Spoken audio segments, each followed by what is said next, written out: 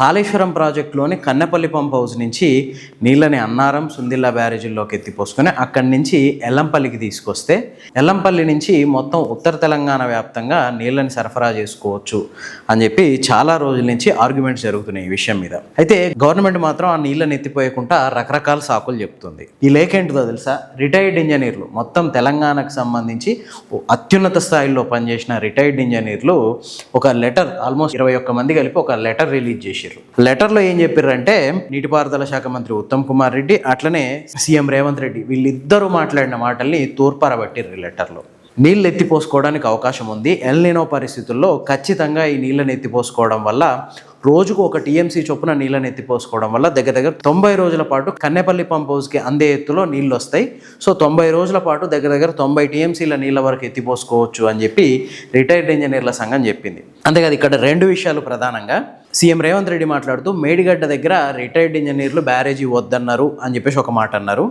So ఇప్పుడు ఈ లెటరే ఆ మాటలు పచ్చి అబద్ధం అని చెప్పి తెలుస్తున్నాయి. ఎందుకంటే ఏ రిటైర్డ్ ఇంజనీర్ల పేరైతే చెప్పి మేడిగడ్డ ప్రాజెక్టు వేస్ట్ అని చెప్పిండో అదే రిటైర్డ్ ఇంజనీర్ల సంఘం ఇప్పుడు ఒక పెద్ద లెటర్ రాసింది అదే సీఎం రేవంత్ రెడ్డికి. మేడిగడ్డ రిపేర్లు తర్వాత ముందు కన్నెపల్లి పంప్ హౌస్ నుంచి నీళ్ళని ఎత్తిపోసుకుంటే అన్నారం, సుందిళ్ళ బ్యారేజీల నుంచి ఎల్లంపల్లి దాకా నీళ్ళని తీసుకురావచ్చు అని చెప్పి ఈ లెటర్లో చెప్పింది. మేడిగడ్డ, అన్నారం, సుందిళ్ళ ఈ 3 లిఫ్టుల వ్యవస్థను సురక్షితంగా తిరిగి వినియోగించుకోవడం అత్యంత సమంజసం, ఏం తప్పులేదు, దాంట్లో హ్యాపీగా ఉపయోగించుకోవచ్చు అని చెప్పి నీటిపారుదల శాఖలో అత్యున్నత పదవుల్లో పనిచేసి రిటైర్ అయిన వాళ్ళు మొత్తం రిటైర్డ్ ఇంజనీర్ 20 మంది కలిపి రాశారు లేఖ.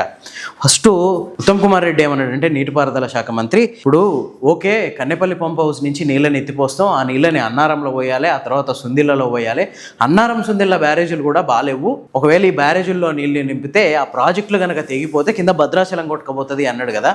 అదంతా పచ్చి అబద్ధం అని చెప్పారు వీళ్ళు. ఎందుకంటే అన్నారం కెపాసిటీ 5 టీఎంసీలు, ఆ తర్వాత పైన సుందిళ్ళ కెపాసిటీ 3 టీఎంసీలు, ఈ 5 అట్లాగే 3 ఈ 2 బ్యారేజీల్లో కూడా కలిపితే 8 నుంచి 9 టీఎంసీలకు మించి నింపుకోకుండా అప్పుడు ఆ పంప్ హౌస్లు అంటే ఇప్పుడు మేడిగడ్డలో ఉన్న కన్నెపల్లి పంప్ హౌస్ నుంచి నీళ్ళని ఎత్తిపోసుకొని ఇక్కడ ఏంటంటే కన్నెపల్లి పంప్ హౌస్ వైపు ఈ గోదావరి నది వాలుగా ఉంటుంది. దాంతో సరాసరి ప్రాణహిత నదిలో వచ్చిన నీళ్లు ఈ కన్నెపల్లి పంప్ హౌస్లోకి వెళ్ళిపోతుంటాయి అన్నమాట. మేడిగడ్డ కంటే పైన 5 కిలోమీటర్ల పైన ఉంటుంది ఈ పంప్ హౌస్. సో ఇట్లాంటి పరిస్థితుల్లో 90 రోజుల పాటు కన్నెపల్లి పంప్ హౌస్ దగ్గర నీళ్లు ఉంటాయి, వాటిని ఎత్తి అన్నారంలో పోసుకోవచ్చు. అన్నారంలో 5 టీఎంసీలు నింపుకుంటే అన్నారం పంప్ హౌస్లకి నీళ్లు చేరుతాయి.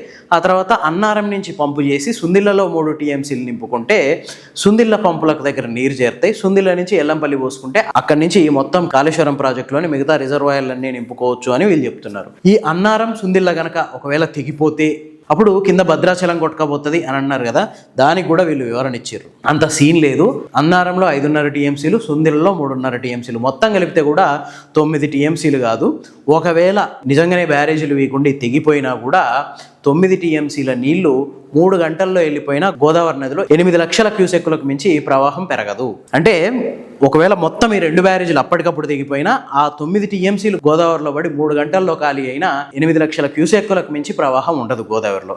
గోదావరిలో మ్యాక్సిమం ప్రవాహం 53 లక్షల క్యూసెక్కులు 2022 వరదల్లో వచ్చింది. అంటే గోదావరి కెపాసిటీ 50 లక్షల క్యూసెక్కుల నీళ్ళని తీసుకెళ్లగలుగుతుంది గోదావరి. అట్లాంటి గోదావరిలో 8 లక్షల క్యూసెక్కుల ప్రవాహం అనేది చాలా తక్కువ. భద్రాచలంలో 30 అడుగులకు మించి వరద రాదు, పట్టణం కొట్టుకుపోయే పరిస్థితి అసలుకే ఉండదు. భద్రాచలంలో 40 అడుగుల నీళ్లు దాటితే భద్రాచలం పట్టణంలోకి నీళ్ళు వెళ్తాయి. కానీ ఈ 8 లక్షల క్యూసెక్కుల నీరు అనేది భద్రాచలం దగ్గర అసలు లెక్కే కాదు. 50 లక్షల క్యూసెక్ల నీళ్ళని తీసుకుపోయిన సందర్భాలు ఉన్నాయి గోదావరి నది. ఈ 9 టీఎంసీలు 8.8 టీఎంసీలు అంటే అన్నారం, సుందిళ్ళ 2 బ్యారేజీల్లో 8.8 టీఎంసీల నీళ్లు గనక ఒకసారి ఆ 2 బ్యారేజీలు తెగిపోతే ఆ నీరు 3 గంటల్లో ఖాళీ అయిపోతే 8 లక్షల క్యూసెక్ల ప్రవాహం పోద్ది గోదావరిలో. అదే 6 గంటల్లో ఖాళీ అయిందనుకోండి 4 లక్షల క్యూసెక్ల ప్రవాహం పోద్ది.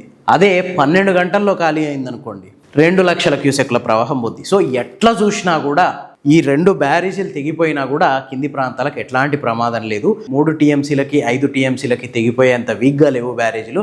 సో ఖచ్చితంగా ఈ ఎల్ నినో పరిస్థితుల్లో 90 రోజుల పాటు కన్నెపల్లి పంప్ హౌస్ నుంచి నీళ్ళని ఎత్తిపోసుకోవడానికి అవకాశం ఉంటుంది అని చెప్పి చాలా క్లియర్గా వీళ్ళు వాళ్ళ లేఖలో రాసిర్రు. అంటే గవర్నమెంట్ చెప్తున్న విషయాలన్నీ అబద్ధం అని తేలిపోతున్నాయి. ఒకటి, రిటైర్డ్ ఇంజనీర్లు వ్యతిరేకించారు మేడిగడ్డ దగ్గర బ్యారేజ్ కట్టడానికి అని చెప్పేసి సీఎం రేవంత్ రెడ్డి అన్నారు. కాదు అని ఈ లెటరే నిరూపిస్తుంది ఆటోమేటిక్గా. రెండోది, ఉత్తమ్ కుమార్ రెడ్డి ఏమన్నారంటే ఎస్ కన్నెపల్లి దగ్గర వరద ఉంది, ఆ వరదని ఎత్తిపోసుకొని అన్నారం సుందిళ్ళలో నింపితే ఆ సుందిళ్ళ ప్రాజెక్టులు కూడా తెగిపోయే అవకాశం ఉంది, అట్లా తెగిపోతే కింద భద్రాచలం కొట్టుకపోతే ఊర్లని కొట్టుకపోతే అన్నాడు. అది కూడా అబద్ధం అని చెప్పి రిటైర్డ్ ఇంజనీర్లే చెప్తున్నారు. ఎందుకంటే వాస్తవం మన కళ్ళ ముందే కనిపిస్తుంది కదా. 8 టీఎంసీల నీళ్లు ఒకవేళ నిజంగానే బ్యారేజీలు దిగిపోయినాయి అనుకోండి, 8 లక్షల ప్రవాహం పోద్ది. 8 లక్షల ప్రవాహం పోతే గోదావరి నది కెపాసిటీ దగ్గర దగ్గర 50 లక్షల క్యూసెక్ల వరకు కూడా గోదావరి నదిలో నీళ్ళు వెళ్ళిన సందర్భాలు ఉన్నాయి. మరి 8 లక్షలకి ఏమైద్ది? చాలా సింపుల్ క్వశ్చన్, అంతే కదా. సో ఏం లేదు, ఇక్కడ ఒకే ఒక ఉద్దేశం, కాళేశ్వరం ప్రాజెక్ట్ అనేది తిరిగి రన్ అవుతే, అంటే కాళేశ్వరం ప్రాజెక్ట్ ఆల్రెడీ ఎల్లంపల్లి నుంచి ఆ పైన అంతా రన్ అవుతూనే ఉంది, కానీ మేడిగడ్డ, అన్నారం, సుందిల్లా ఈ 3 బ్యారేజీల్ని కనుక ఆపరేట్ చేస్తే ఇన్ని రోజులు కాళేశ్వరం మీద వీళ్ళు మాట్లాడిన మాటలన్నీ అబద్ధం అని తేలుతాయి. సో అది జరగద్దంటే కాళేశ్వరం ప్రాజెక్ట్ను ఆపరేట్ చేయొద్దు. ఇంకోటి, కాళేశ్వరం ప్రాజెక్ట్ను ఆపరేట్ చేస్తే నీళ్ళు వస్తాయి, నీళ్ళు వస్తే పంటలు పండిస్తారు రైతులు, పంటలు పండిస్తే యూరియా ఇవ్వాలి, యూరియా ఇచ్చిన తర్వాత రైతు భరోసా ఇవ్వాలి, రైతు భరోసా ఇచ్చిన తర్వాత మళ్ళీ పంట పండిన తర్వాత పంటను కొనుగోలు చేయాలి. అసలు నీళ్ళు వేయకుంటే ఏం అవసరం లేదు కదా. సో అట్లనే ఉంది ఇప్పుడు గవర్నమెంట్ పరిస్థితి. సో ఇప్పటికైనా కనీసం ఈ రిటైర్డ్ ఇంజనీర్ల లేఖ తర్వాతనైనా గవర్నమెంట్ కళ్ళు తెరిచి కన్నెపల్లి పంప్ హౌస్ని ఇమీడియట్గా ఆన్ చేయాలి.